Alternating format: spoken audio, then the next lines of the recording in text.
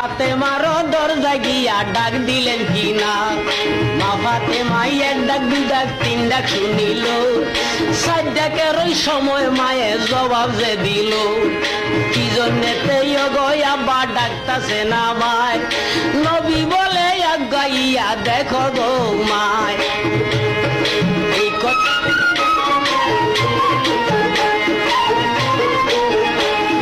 নবী বলছেন আগাইয়া দেখো গো মা। কথা শুনা বলছেন তখন বিবি ফাতেমা, আপনার সঙ্গে দেখা করতে আমার সাধ্য নাই। বাবা গো, মাটির একটা গর্ত কইরা আসি যে লুকাই।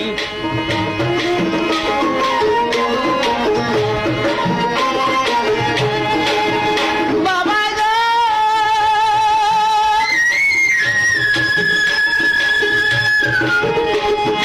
মাটির একটা গর্ত কইরা আসি গো লুকাই।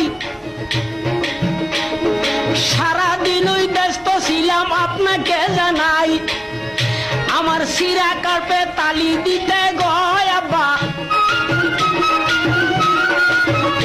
আমার শিরা কাপড়ে তালি দিতে গো বাবা। সময় পাইছি না সাদের মদিনা, গরিব রে কেউ আদর করে না।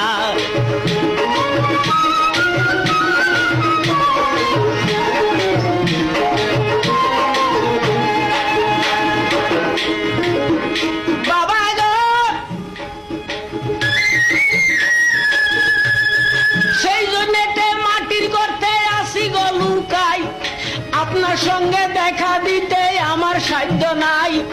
এই কথাটা শুই নাই আমার নবী মস্ত পায়, গায়ের চাদর খানি মেলাই দিলেন ফাতেমায়।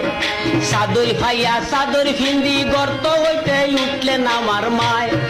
দরজায় আইসা বাবার সঙ্গে সাক্ষাৎ কইরা যায়, কি জন্যে ডাকছেন গো আব্বা বলেন চাই বুঝাই। তখন গায়ের জুব্বা উল্টাইয়া দেখায় মস্ত পায়, 7 দিনের উপাস মাগো দানা পাবি নাই।